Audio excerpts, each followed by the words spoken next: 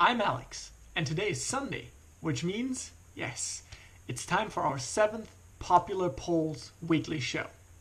In case you've been wondering why I haven't been uploading any new videos and content recently, I got very sick very fast and wasn't really able to do any editing or any uploading of new videos to YouTube, so sorry about that, but yeah, health is important, everyone, so stay healthy.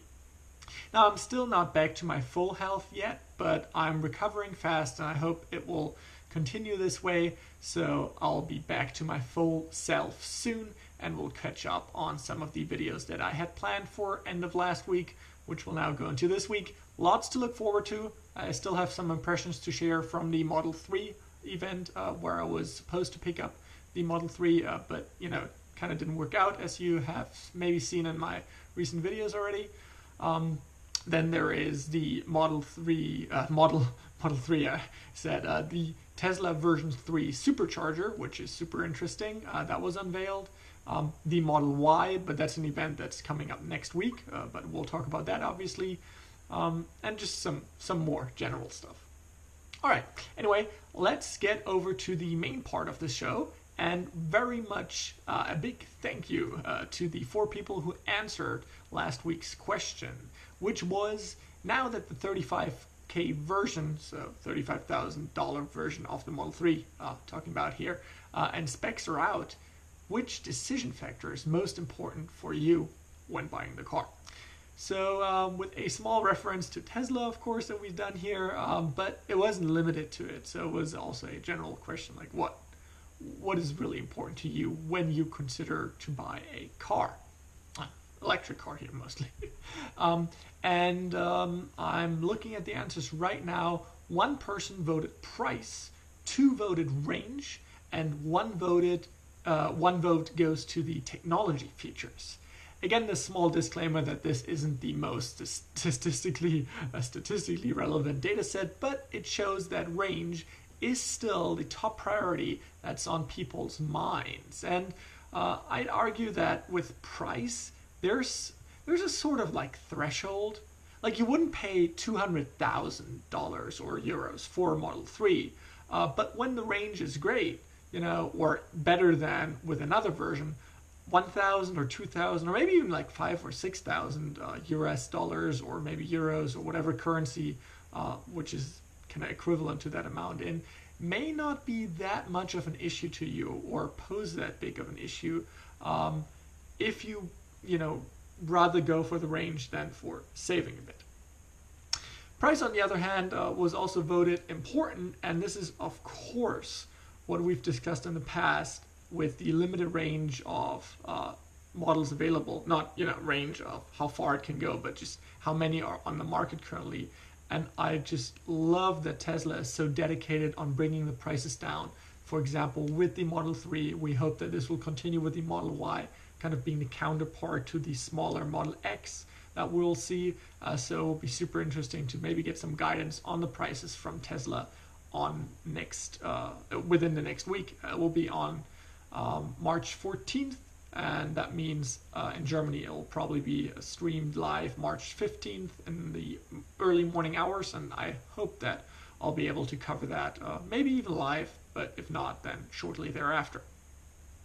All right, so these were the 2 factors that I kind of expected, but then positively surprised I was by the technology features part, which someone answered, and deep down, I feel the same way.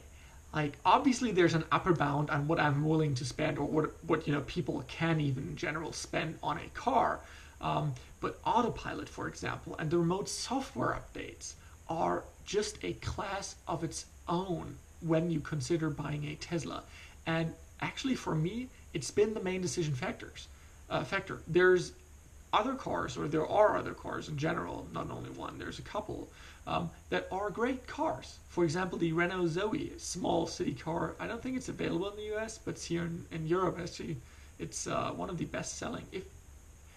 Depending on which factor and which time frame you look at, it's the best selling car here in Europe.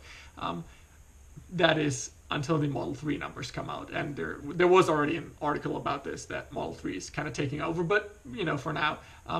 But it just doesn't feature these technologies that are so important to me, and as we've seen to at least one other person.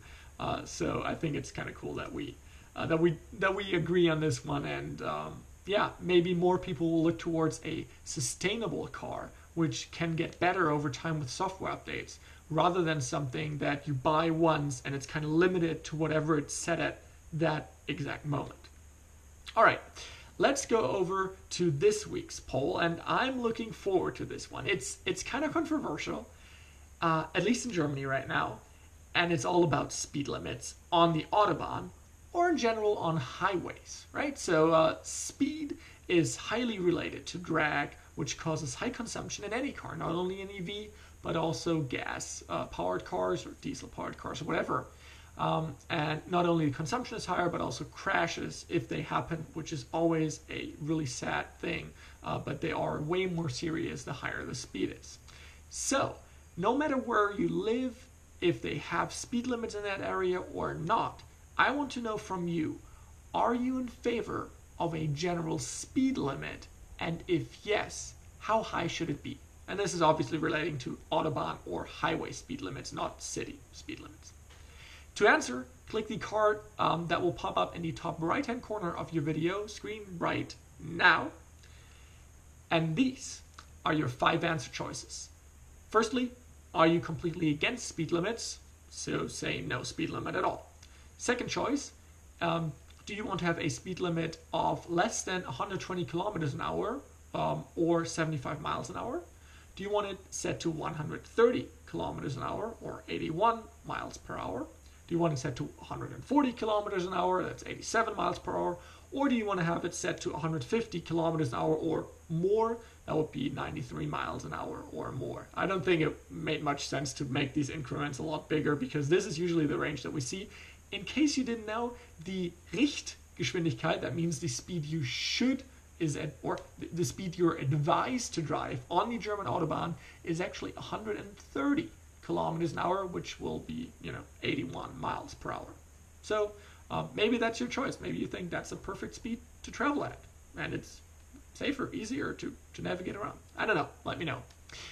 Again, if you have any additional remarks, or maybe you want to have a speed limit that's way above or below any of the choices that I gave you, feel free to leave a comment below and I'll share it on the show if it's important to us all here.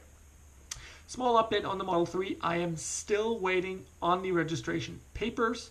Now, I've shared this on some German videos before, I was already in the process of making an English version when I got sick, so sorry for that, but I didn't receive any of the registration papers yet, so I couldn't get it registered, and they wouldn't give me the car without a license plate, which you, however, can only get if you have the registration papers and get it registered. So still a little bit of a mess here, and a little bit disappointing that Tesla hasn't been able to send these papers over until this moment, or up to this day today. So I'm really hoping that these will arrive maybe tomorrow, hopefully tomorrow.